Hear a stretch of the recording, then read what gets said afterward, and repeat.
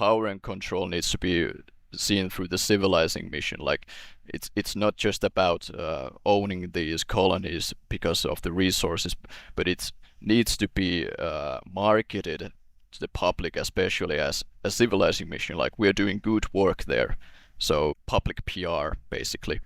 So in that sense, like it needs to be changed. It's not really about savages anymore. They are civilized into natives. So we are showing native customs and native people there. Down the rabbit hole,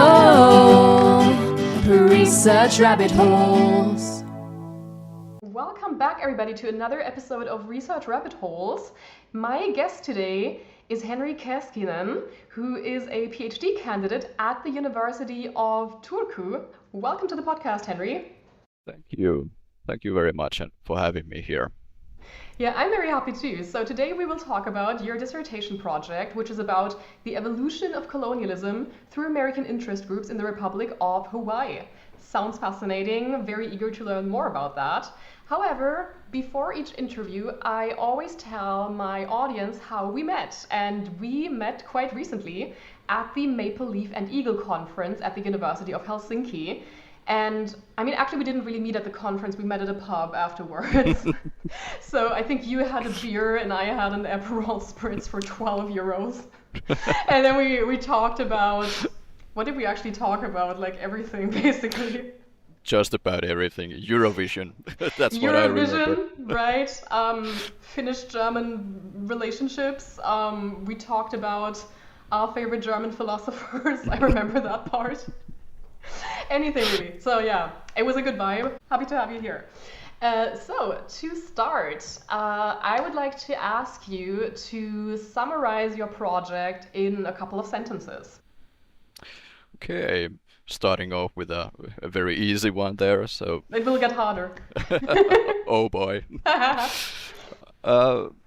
So summarizing my project. So researching Hawaii, its colonialism in a sort of institutional viewpoint, focusing on different interest groups, elite groups like plantation owners, politicians, government officials, and how they gained control in Hawaii through institutions like the judiciary department and the parliament and such, like using their knowledge base and taking control inside out in Hawaii.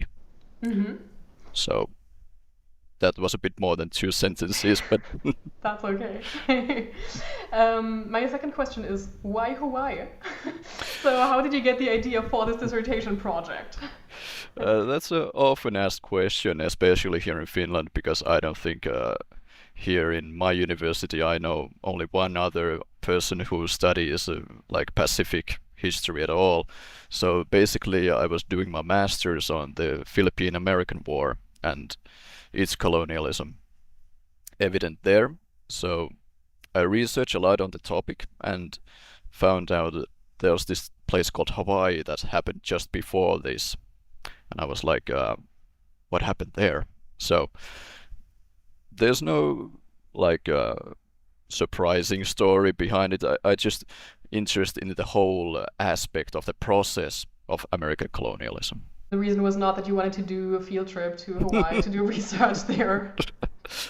That comes later. You actually shared a paper with me that you're currently working on. So first of all, thank you for trusting me with that. I did not send it to anyone else. Thank you. So in the paper, you talk about cultural appropriation, and I feel like in the times we live in, this gets kind of thrown around a lot on the internet. There's polemic political discussions about cultural appropriation. So I first of all wanted to ask you, how do you define this in the context of colonialism in Hawaii? That's a very good and important question, as you said. Like, it's been made into like a fashion word in the sense like everyone is using it. Like for me, it's more about cultural appropriation as a tool of control by these Hawaiian American, mostly Hawaiian American elites who use it to control or try to control the indigenous Hawaiian population, in this case by tourism. So I'll give you an example, like these are volcano hotels. So uh, Hawaiians have a very deep cultural tradition related to the volcanoes themselves, and most of these areas are on sacred lands. So basically, the Hawaiian Americans realized the tourism aspect of this and bought or somehow else gained control of these sacred lands and started building up hotels basically.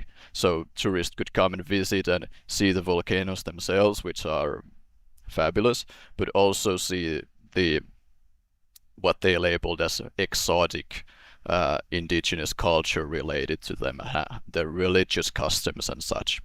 So it's, in my thinking, it's more related to capitalism, how its culture is commercialized, but also about colonial control.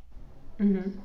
I was just wondering, taking these volcanoes that were worshipped by the natives of Hawaii and just building luxury hotels there, how is that legal? Was there just nobody who, I mean, I can't imagine that nobody raised their voice, but were the voices against that just not heard or ignored? Uh, there was a lot of protest even during this whole project started during the early 1800s. Hmm. So this is a or at least 200 years old project. But basically, a lot of protest, but the power imbalance was such that the so-called Hawaiian American elites and other elites, foreigners mostly, they just had too much power and wealth. I'll give you another example. The man that I'm researching, Lauren Thurston, who built the one of the Hawaiian volcano hotels and the first road up to the Kilauea volcano. He was the Minister of Interior in this Hawaiian Republic that later came. So there's a lot of these had deep connections to the government of Hawaii, which explains why they got away with what they did. I see. One example that I found really interesting from your text was that Hawaiians would often offer gifts to the volcanoes as like religious offerings. Mm. And so later, American tourist groups would also put coins like into the lava and then take them out again and like bring them home as kind of like a souvenir. And this, I want to call it gift shop mentality. This is incredibly exploitative, and it really reminded me of something that I experienced like a year ago. Because, as I said, I did some archival research in the United States a year ago, and then I went to New York City for the first time. And so I went to the 9/11 Memorial and Museum, which it really impressed me. It's also a very somber place, and it's obviously a place to like grieve the victims of 9/11. And then you walk out and you come to the gift shop, and it was a very strange experience for me because then you could buy like a hoodie with the Twin Towers on it with like "Never Forget" as a slogan. And what I found the weirdest was actually that so the museum is underground, but like overground you've got an American flag. And so apparently they exchange the flag every single week, and then you can buy the old used flags at the gift shop for like $50. Really? And yeah, it was a Wow. very weird experience for me. And so after I came back to Germany, I went to a conference. And at this conference, there was a PhD student who was American, and she was also doing her PhD in the United States. And she gave a presentation about the 9/11 Museum and Memorial. And so after this presentation, I told her about this experience, and I told her how problematic I found this gift shop. And then I asked her, what do you think of this? And then she was like, well, I think people just want a souvenir. So she didn't really find it problematic at all. And I was like, is it because I'm not American? Like, is it a cultural thing? And so I kind of wanted to ask you whether, from an American perspective, today, this kind of recoding of Hawaiian native religious culture, is it viewed as something problematic? Or would you say that people are still not able to kind of critically reflect on that, and that it happens mostly from an outside perspective, like yours, for example?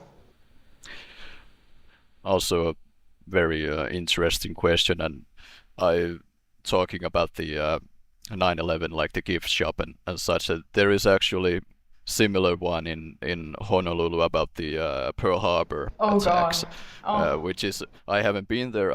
I'm trying to get there through my archival visit, but what I've read and heard about it, it's pretty much a lot of the same stuff, like commercializing this sort of tragic event in the sense yeah. that it's difficult to because first of all I'm not American myself, so I'm looking at this sort of thing from the outside. But I think that it's the commercialization is such a like a vital part of the American cultural like sphere, Mm. in the sense that there has to be something in that. And about the like the recoding aspect, like I see it as an example of taking away like this sort of sacredness and this sort of like respect of the uh, act, the customs themselves. And once you make something like commercialized and something that can be easily bought, then it loses meaning. It's just a thing like any other. Mm. Yeah, I found that such a good example of cultural appropriation because obviously for the Hawaiian people, this means a lot, and like Mm, there is obviously a tradition behind it, and then you just go there as a tourist and you just do it because it's fun and it's like a fancy souvenir or something. yeah, and like the tossing money into volcanoes, like it's not an unique thing. Like I've said, I've seen it in other volcanic tourism experiences, like the Vesuvius Really? in Europe. So Hmm. I have a theory that probably the practice comes from there, that the Americans saw visitors and then brought into America themselves, that they then used in Hawaii. But uh, this is not something that I know for certain. Hmm. Interesting. I wasn't even aware. Yeah. So while this tourism industry started, were the Hawaiian people still able to do religious worshipping, or were they just banned from the volcanoes? Uh, the Americans, colonizers, basically, they tried to make it so that the Hawaiians couldn't like physically get to them, Hmm. and physically like forget what they did there, like the customs and such, like tried to make it so that these things weren't taught. But of course, indigenous Hawaiians fought back at every step and made great effort into reinforcing and remembering things that they did. And this is why we know such things, like nowadays, like they made sure that these things were not forgotten. Hmm. What I also found really interesting was in your paper when you talked about the aspect of the colonization being a form of performative masculinity by basically conquering this volcano. I found it so interesting because it really reminded me of notions of the Wild West and the American frontier, where you've got this concept of the virgin land, the wilderness that needs to be tamed and conquered. And so I wanted to ask you, is this something that's inherently present in American imperialism, or is it like something that's inherent in all forms of imperialism? What is your opinion on that? Uh, I think like you said, like the Wild West is very American stuff. There isn't anything like that, but the actual idea of like man conquering nature, I think that's very Western idea. Mm. Like I've seen that sort of stuff with like the British in Africa and the French and all the other imperial powers. So I think it's not uniquely American, Mm. but the actual like the man nature dichotomy, it's very interesting in the sense like native Hawaiians, of course they thought that themselves that they lived on the islands though, so they were part of the nature, like they couldn't get away obviously, because they were on living there. But these tourists, especially, when they can just come and go. They come, visit, conquer, and then they leave. So they don't even want to be part of the nature, because Yeah. that would make them on a similar standing as the indigenous Hawaiians themselves and the nature there. So there was somebody at the conference where we met who talked about missions in California, and I found that really interesting. And you also mentioned that there were missionaries in Hawaii, and so I wanted to ask you, did they also convert native people to like Christianity, and was this also a way of changing the culture? Exactly. So the missionaries that came to Hawaii in like the, I'll say, 1820s, they had a huge influence on the islands and uh, tried to convert like everyone. And it was seen at the time as widely successful. So, and the Hawaiians themselves, most were converted. So nowadays, like most Hawaiians are Christian, either Catholic or Protestant. But those were the two, like English sent their own missionaries, and then there were American missionaries there. The Americans were far more successful in the sense. And through these missionaries, there's a lot of political influence. Like they gained their institutional power through their like missionary progress. Like they embedded themselves with the Hawaiian kingdom. Like they became advisors and started to say like what you should do about this and that and such. So did it work like in other territories that, for example, you take kids and they've got to go to like a mission boarding school or something like that? Did it work the same way?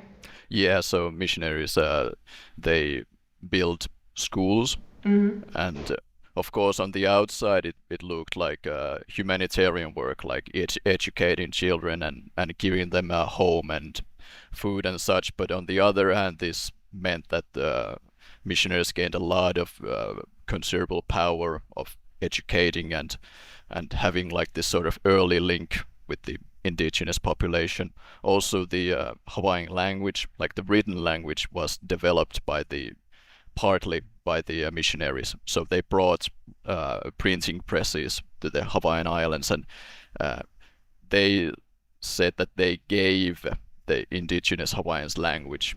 Of course, which is not true, but that is their propaganda in the sense, like they gave them written language, like books and such. Of course, these books were at the first time Bibles, so it all starts like another aspect of control. Okay. And then did Hawaiian native ways of worshipping, of religion, did that get lost completely, or did parts of that also survive, although there were missions in Hawaii? Uh, there's probably stuff that has been lost. We don't know, so for certain, but a lot of it was saved, as we talked about before, and like the volcano goddess Pele, it is very familiar even today and lives on through oral history and written history and such. Like Hawaii has been fortunate in the sense that a lot of the indigenous history and mythology has been saved through their own actions. That's great. Now, you also mentioned in your article that Hawaii took part in several exhibitions. So how can we imagine that? Like, what exactly was exhibited? Because when I read this, I first kind of thought of these human zoos, which is like a terrible thing that happened in Germany as well. I know that there's the example of the zoo in Hamburg where they had, well, tribes from like exotic locations exhibited. And you had this little village, and then visitors could come and like watch the people there, and it was incredibly harmful.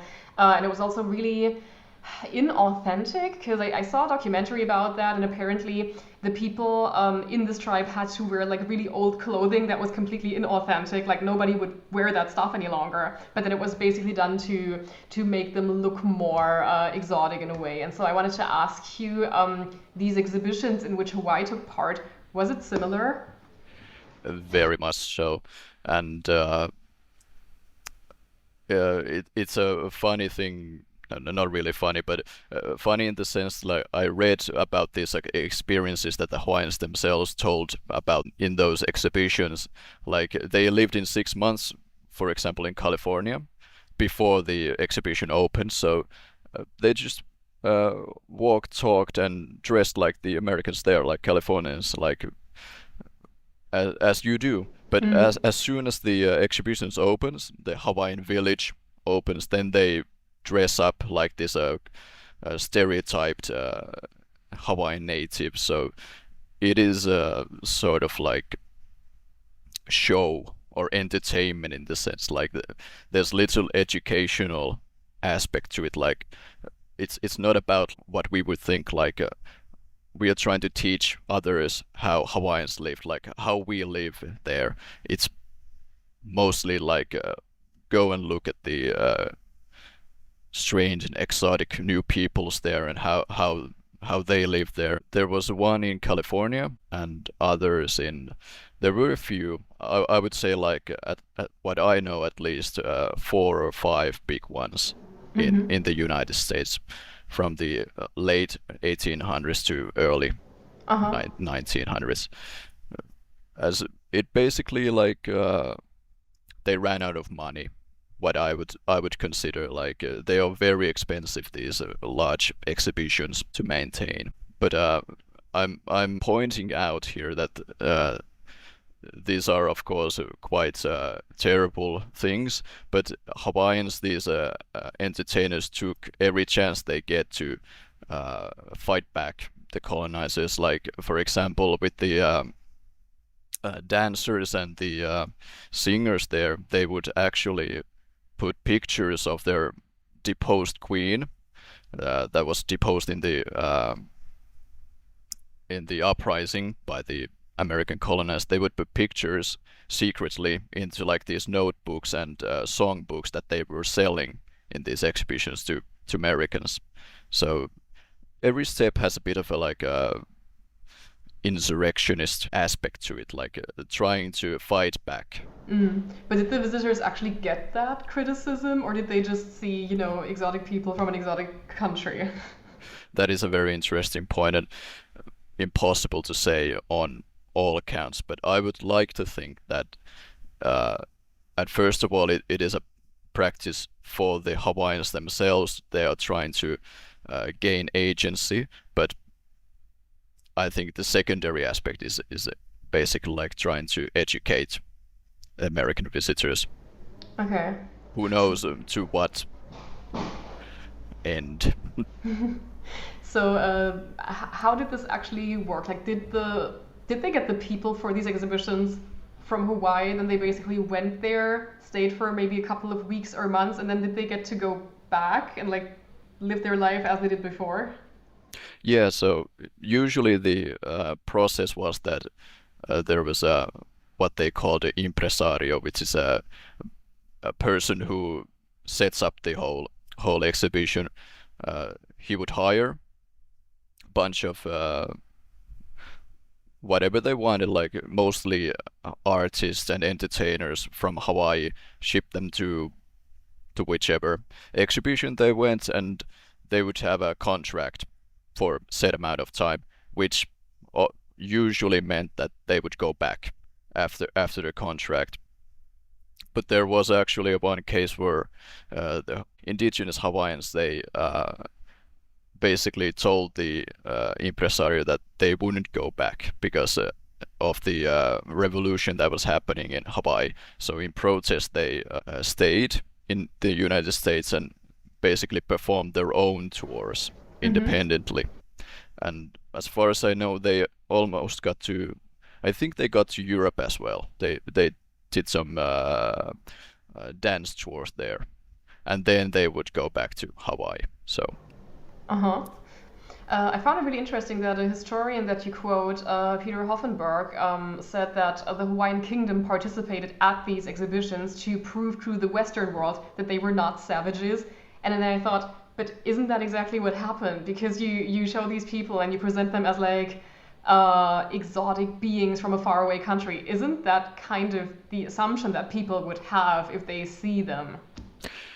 That is a interesting point in the sense that it is a bit of a damned if you do, damned if you don't sort of situation. Like you are trying to affect the situation, which is a very Western dominated scene. Like you are trying to show the good parts of your people, but they're in an exhibition which is on the offset, on the original offset, a very unequal arena. But mostly these kingdom era exhibitions, they didn't really focus on the people because of the problematic connotations. They mostly focused on craftsmanship and resources and things like that, fisheries and such.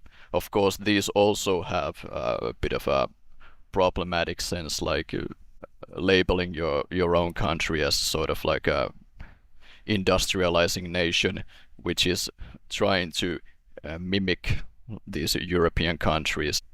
But it was sort of like the sense at the time.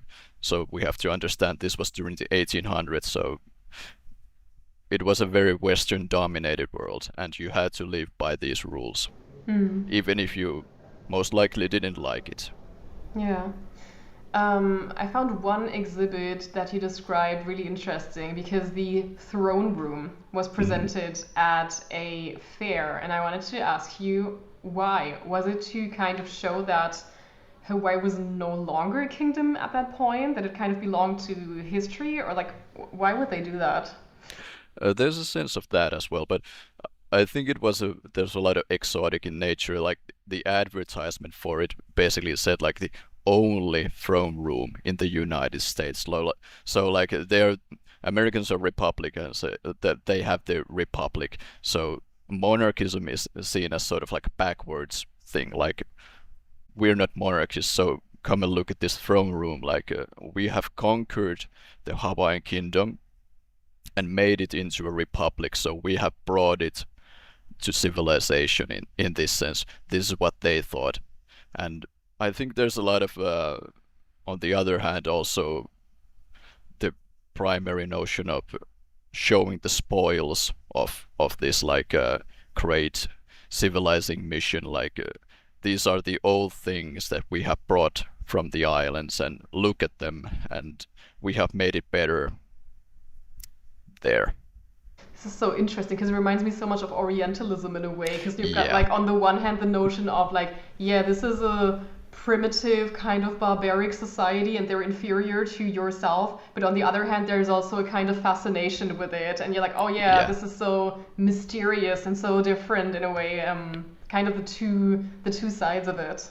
And it is a bit of a ironic in the sense like the Hawaiian constitutional monarchy takes it is very much styled on the United Kingdom, in the sense like they are showing these throne rooms which are actually modeled partly based on the United Kingdom. So there's it's quite weird in the sense. But that's a very interesting notion that you said, like about the relationship. Like there was one, I can't remember the researcher's name, but he talked about like settler colonialism in the sense that the settler, the colonizer, actually, when he goes into the settled land, colonized land, he takes up something from the indigenous into himself. Whether he wants it or not, he becomes very similar in some way to the indigenous, and this makes it so like the elites outside the settled areas actually start to think less of the settlers themselves, because they think that they have so-called gone native, so they have become similar to like the natives themselves. This is actually something I wanted to ask you about because I found that quote so interesting about the savage being civilized into a native. Like, Mm. how does that work? So that's from a book called Human Zoos, which I strongly recommend about this topic. But this phenomena which he talks about is basically like before the savage, in the sense it was a sort of like a sideshow character, like a circus animal, in the sense like a bearded woman or whatever. It played on the fact that it was so strange and weird. But as the 1800s goes on and it becomes evident that the power and control needs to be seen through the civilizing mission, like it's not just about owning these colonies because of the resources, but it needs to be marketed to the public, especially as a civilizing mission, like we're doing good work there. So uh, public PR basically. So in that sense, like it needs to be changed. It's not really about savages anymore. They are civilized into natives. So we are showing native customs and native people there, which is again for this time of thinking better. It's more publicly accepted. Okay, so they're becoming natives because we're doing such a good job at civilizing them, essentially. Yeah, exactly. Okay. And how did these exhibitions also work as a marketing tool for Hawaii as a holiday location? Like, did people see this and they were like, wow, this is so exotic, I kind of want to see it with my own eyes when I'm actually there? Yeah. So that's the other part of my essays. I see these exhibitions and such, like these sort of like tourist advertisements, like we need to make Hawaii exotic, but also approachable for the American visitor. If it's too exotic, too dangerous, then they wouldn't just go. They would go somewhere else, which is take their money somewhere else. But it needs to be exotic enough that it evokes a sort of like enticement, like what is there, like it sounds so strange, it's weird and strange. And these exhibitions, in my opinion, are like the best examples of taking these experiences to the Americans themselves. They don't need to go to Hawaii because they can go to like California and see them, and then they would get the idea like, okay, this is very interesting. I'll take the next trip and go to Hawaii and see it for myself. It's funny that you're already mentioning California because one of the articles you shared with me was about the Hawaii-California relationship, and I wanted to ask you, why is that relationship so special? Uh, Mostly because of the trade relationship. Like uh, Hawaii was producing a lot of sugar at this time. It lived through sugar producement, and it was all shipped to California. So very quickly, these two areas gained a lot of symbiotic relationship. Hawaii made the sugar, then they would ship it to California, which produced and refined the sugar and sent it to the Americans themselves all over the United States. Uh, but also there's a like it was the only travel link. Like if you wanted to uh, go to United States or go to basically anywhere from Hawaii, you had to take the ship, which the most popular link was to California, to San Francisco. It was a once a week, if I remember correctly, ship there. Which for the time is a lot. Yeah, exactly. Like if you wanted to go anywhere else, you would have to take the Trans-Pacific ship to probably New Zealand or Australia if you wanted to stay in the Western world, or to Japan or China. So California was the only option. Okay.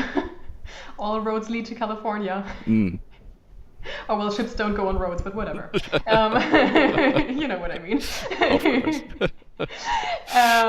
So, why is California usually regarded as part of the American West, but Hawaii is not? I think that's also this sort of thing, like physicality. For example, like there's the ocean, so people thought that the expansion stops at the coast, which sounds logical when you first think about it. But also there is a lot of I think even in older researchers thinking like going a bit too far, in the sense that the culture and sometimes racial differences, like the Hawaiians are too Asian or too different in the sense that they're not part of the United States, or rather, we don't want to think that they're part of us, because that would also raise a lot of problematic questions, like back in the 1800s, like the exclusion of Chinese, for example, and Asians, the treatment of Asians themselves, which for white Americans was a bit of a problematic connotation there. This also expands to the Philippines, which Americans owned for a while. Like that was taken even further. Like now we're strictly in Asia. So what do we do with this? Like, can we even keep the Philippines, or can we even keep the Hawaiian Islands? Because what would happen to the population? Like, do we give them United States citizenship, which is a big thing at the time in Hawaii? Like, if Hawaii is annexed, it becomes a territory and then a state in the 50s. So like, do we give them citizenship? What would happen? What about the thousands and thousands of Asian workers there? There was a lot of, in the sense we talked about California, like Californians were very afraid of, like, if we take Hawaii, then all the Asians would then swoop down and come to take our jobs, basically, to San Francisco and such. Sounds very similar to some of the political polemic speeches that we've got today. Yes, nothing really changes, like in No, the not really. No, really, nothing 'cause new under the sun. no, really, it's kind of depressing, but I already talked about Orientalism briefly. We read the introduction to this book in my class that I'm teaching right now, and my students realized that this book is almost 50 years old, but it sounds like somebody wrote it yesterday, essentially. Yeah.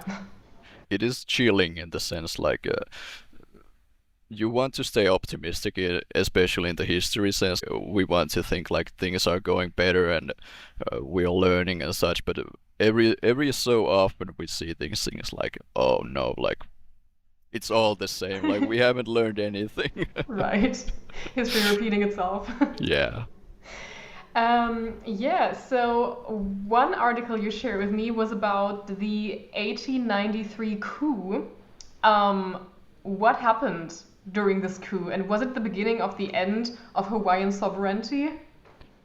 Yeah, so I think I talked a bit about that before, but in a nutshell, it was a Hawaii used to be a kingdom, indigenous-led kingdom, but there was a lot of foreigners, mostly Hawaiian Americans, living there, and there was it was a long process of, as I said, like taking control, and it all started basically like the queen at the time, Liliuokalani, the indigenous queen, wanted to make a new constitution, which reversed previous changes relating to the power of the monarch.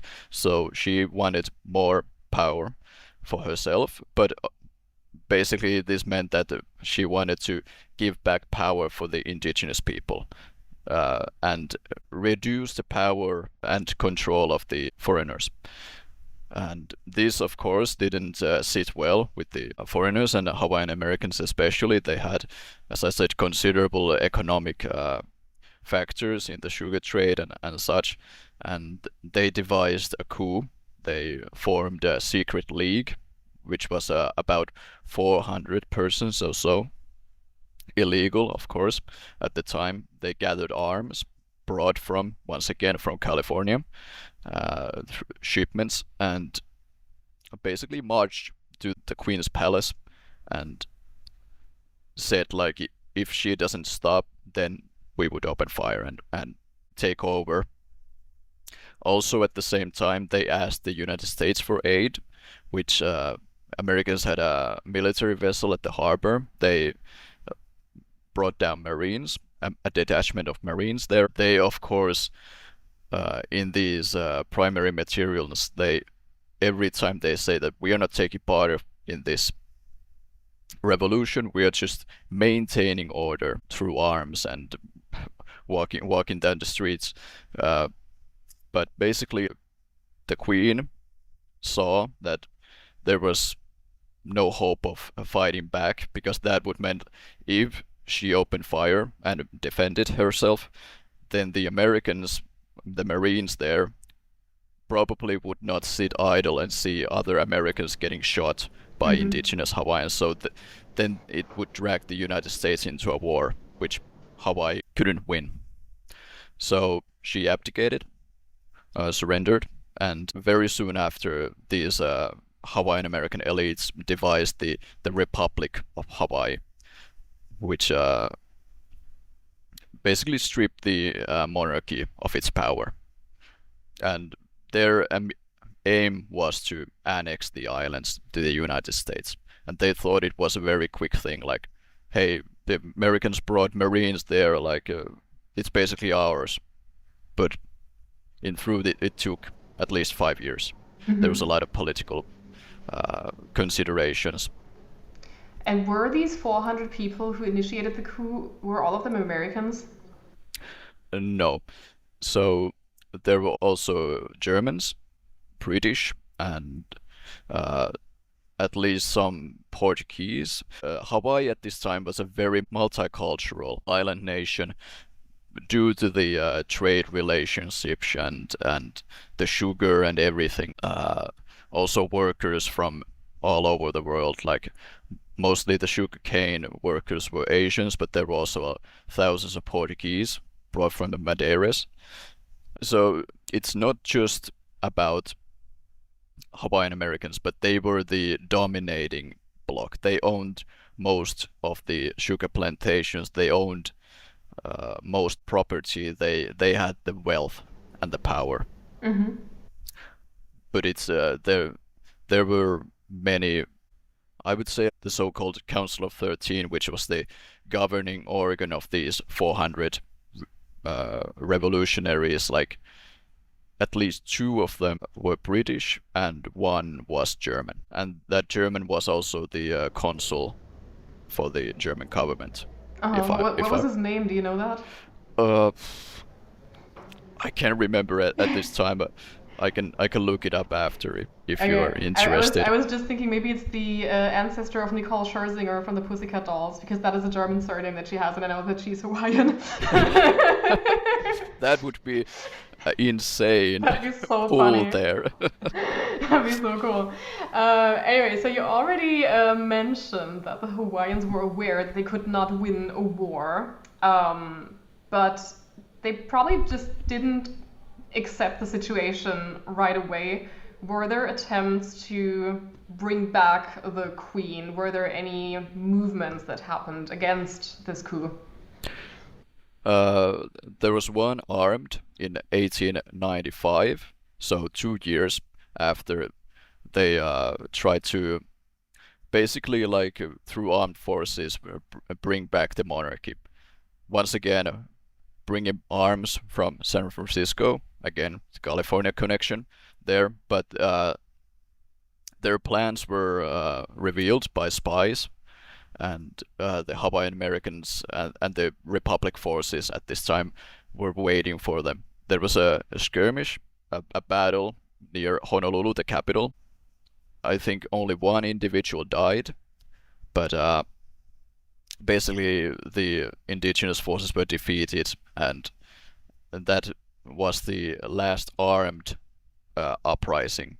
But this is a sort of thing, like, the Hawaiians, the indigenous, realized that they couldn't fight through arms. It was a moot case in that sense. So they put a lot of effort into political work and social and cultural work. So Liliuokalani herself, the queen, went to the United States and sent her envoys there in order to talk to the president, the United States president, and lobbied considerably to upturn this annexation process, which is part of the reason why it took 5 years. Like it was such a long time because they tried to hamper and basically like stop this process many times.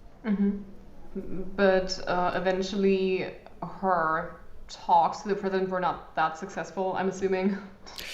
Sadly, the sympathetic president at the time, Grover Cleveland, which was an anti-annexationist, his term ended, and the next president, it was in I think 1895, if I remember correctly.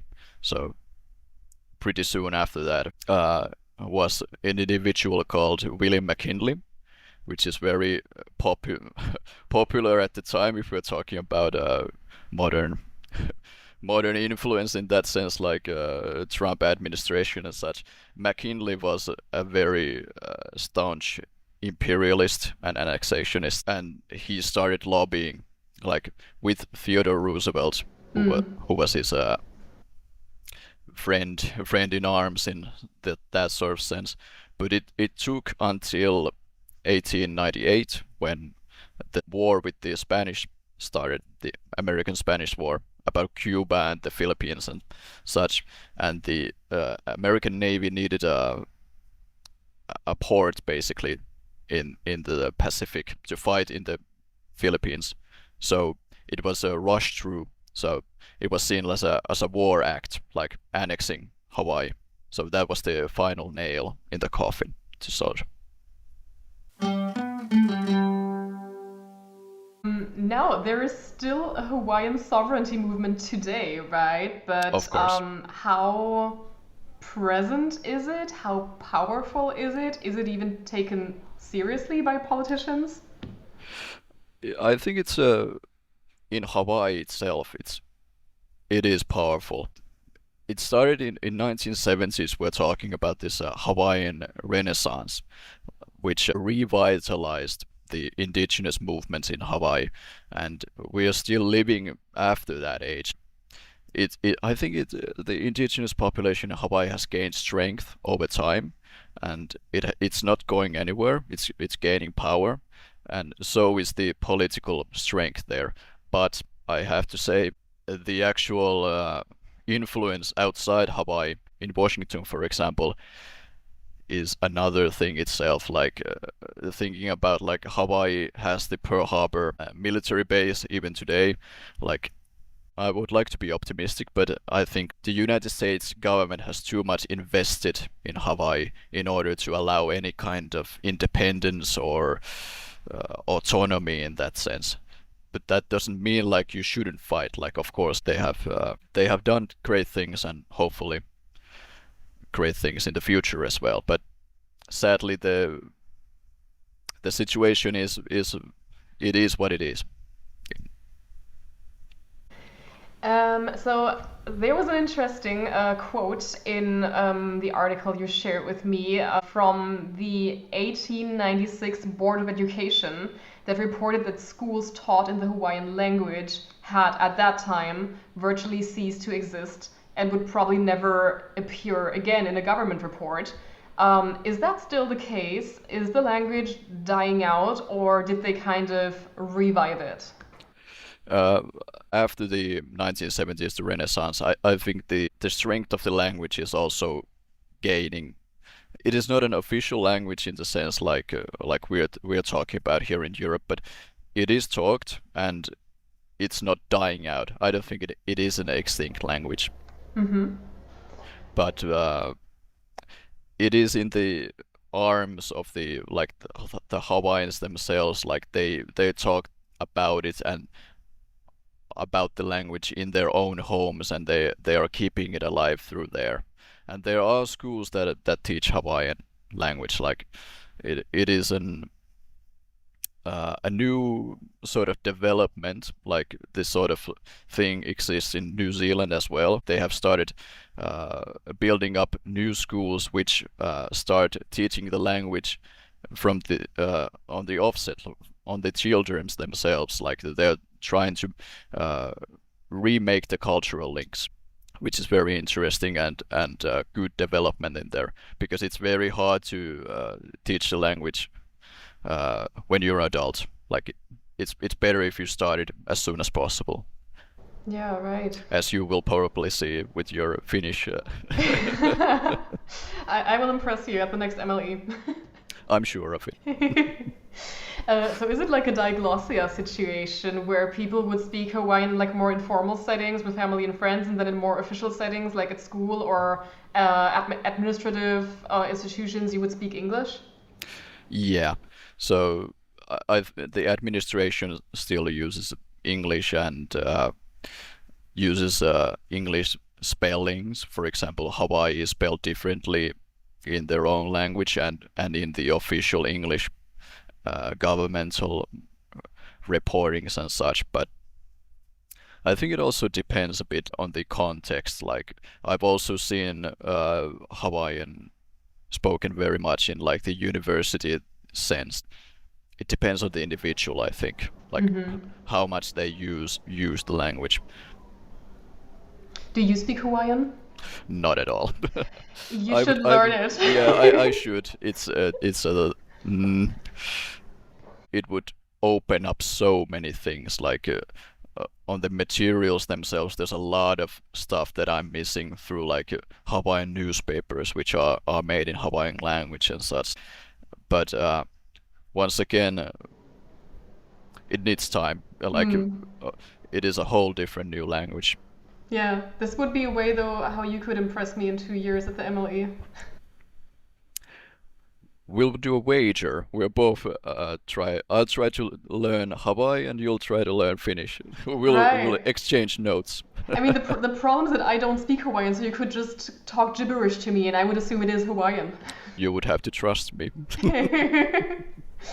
I think the Hawaiian alphabet has only like 13 letters if I remember correctly, so maybe it would be easier for you to learn Hawaiian than for me to learn Finnish.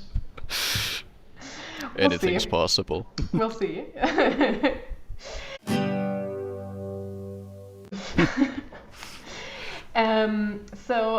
What do people who live in Hawaii today think about the tourism industry, and how much is left of Hawaiian culture itself after it was colonized? First of all, it's I think impossible to say like how much is left, how much has been recoded, transformed, or revitalized. Very difficult to say, but it also it's not a clear-cut thing.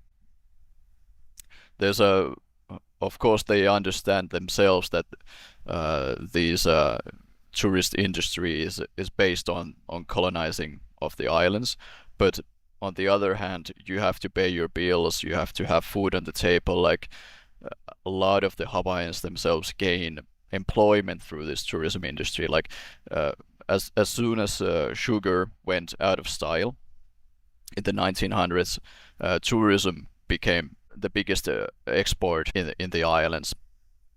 I've seen somewhere like tourism industry uses at over like half of the fresh water in the islands. Like it is part and parcel of everything, and you can't really escape it by saying like it is a colonialist product, in the sense like yeah it is, but what else I'm gonna do? Like I sympathize with that, but a lot of Hawaiians really I think hate it, like what it has been become. And there's a very good article in the 90s that was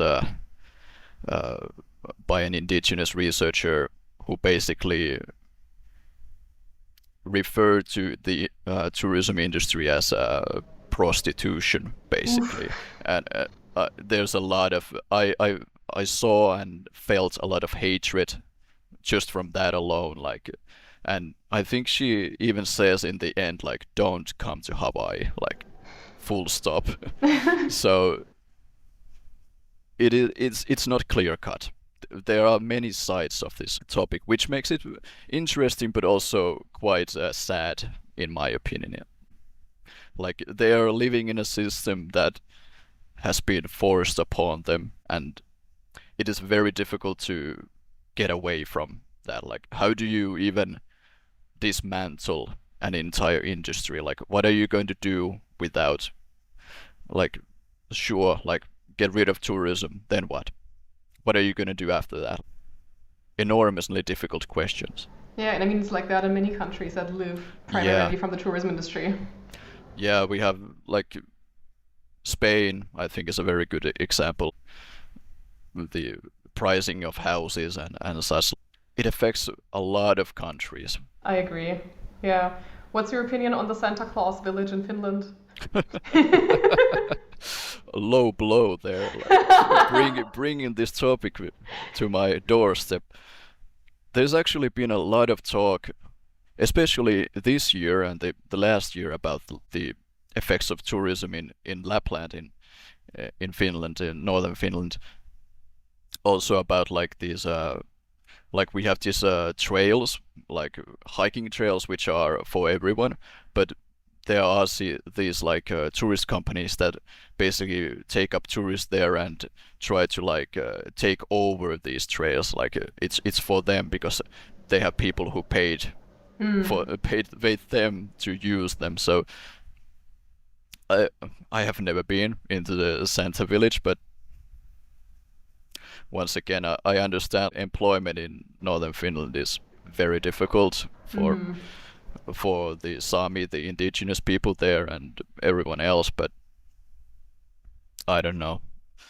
There's a lot of darkness beneath the surface in all of these like mass tourism industries, and there's a very good article in Helsingin Sanomat about these taxi drivers who, once they realize the tourism season comes, they take their taxis from like all over Finland, like even from Helsinki, drive them up to Lapland in Oh, order wow. to make whatever amount they can even scrounge up, and they live in horrible conditions. Like once again, these property owners make very good bucks out of like selling and renting apartments for these taxi drivers and other like people who come there just for the employment. So Mhm.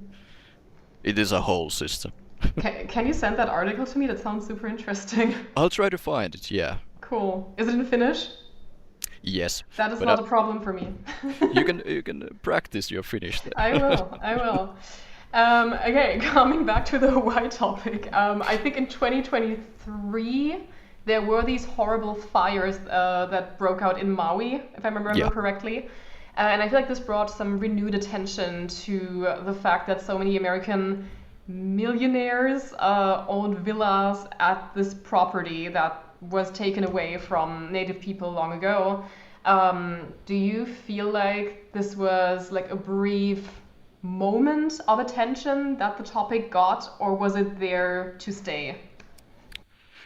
Once again, I would like to be optimistic and say like this sort of critique is here to stay, but on the other hand, I felt like it came and went in the sense like it highlighted the problems which were real and are still there, but there was a little inaction. I think most news articles were like, "Look at this. This is wrong. What are we gonna do about it? Nothing." Yeah, and there were a lot of horror stories, like how the only areas that were destroyed and affected were indigenous areas because they were like slummed into these dangerous areas because they had nowhere else to go because the pricing of the houses were so high due to these millionaire estates there, like even entire islands and such. But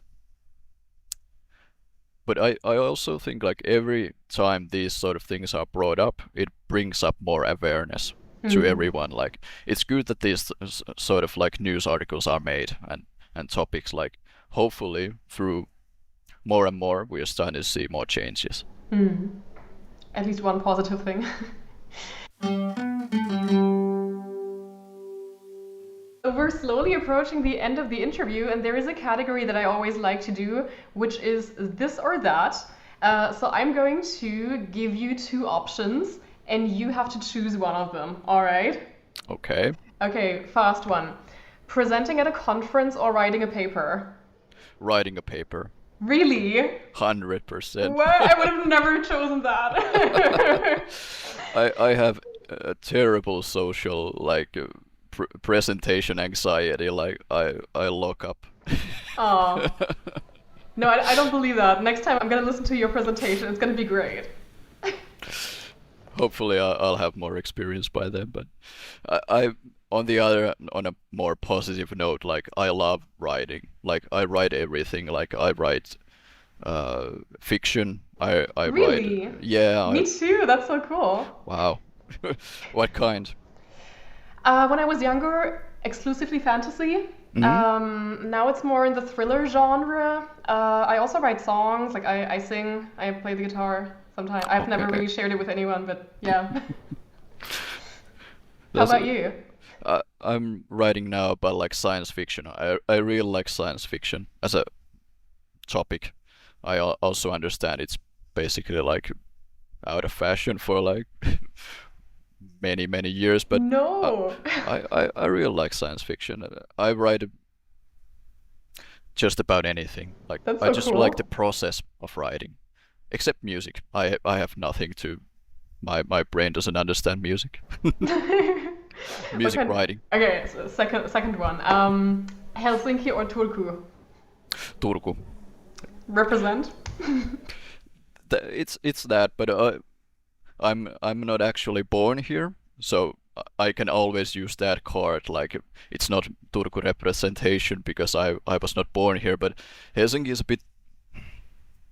bit too large for me, and maybe noisy in the sense that I don't really like the city layout. I think it's a bit chaotic and there's a lot of going on in their sense. Like Turku is said to be like the most European city of Finland, and I really agree to that. Like I like the river running through the city and all these like architectural solutions there. So it's a very pretty city. What does European mean in that context? Think of like Central European cities, like Like Berlin? if you want to go there. But basically, I think it ties into like this Finnish idea, like what Europe is like is about like Central European, like small towns with a river running through it, like which is the stereotypical idea of Europe. Okay, sounds good. Quaint. You should invite me sometime. My doors are always open. Really? Yeah. Okay, next one. Karja or Loreen? I have to go Kärja because if I said Loreen, then I would be excommunicated by all the other Finns Okay. that might be listening. I would have chosen the same. Anyway, last one. Kafka or Nietzsche? Nice callback there. Nice Right. callback. Difficult question. Love that you're actually thinking about it. It is because if I say Nietzsche, then people would think like, oh, this is one of those like edgy guys who has a very weird senses and taste. He must be some extremist political ideology or something. But Kafka is it's also a bit too popular in the sense like Kafka's America, the unfinished book, that's actually pretty good. The others, they're fine, but I don't know. I have to play the stereotype, say Nietzsche. Okay. Okay, so to close the interview, I want to ask you, Henry, what projects do you see yourself working on in the future? Do you want to do more about Hawaiian culture and history, or do you want to go more into like the post-colonial studies realm? Like, where do you see yourself? No pressure. No pressure, yeah. So I'm really interested in Hawaii, of course, but the Pacific area itself. Like I'm thinking about like the history of the Pacific, like colonial sense. Like all these islands have their own unique stories, and a lot of it hasn't been told yet, or been seen, or published, or anything. Like there's a lot of good stuff there. Like very interesting and beautiful stories. And I would like to maybe in the future like open up the Pacific in the sense like go from Hawaii island hop to somewhere else, like if you want to use that sort of analogy there. Last question. Where can our listeners follow your projects? I know you're not on social media, unfortunately, but do you have like a university web page or something like that? Yeah, so I have a research page for all the researchers in the University of Turku. They have their own web page which updates when things get published and such, and I can I can send it to you if you want to add it to somewhere, Sure. Yeah, I'll or link it in but the episode. right now it's very empty. There's nothing really there, but hopefully I'll have this article which we talked about published this year, maybe at the end of the year. So there's if someone is interested in the topic, maybe they'll have something from me about this Cool. volcano tourism in Hawaii. I'll keep updated with it though. All right. Thank you. That was actually my last question. Thank you so much, Henry, for the interview. Kiitos. Kiitos paljon.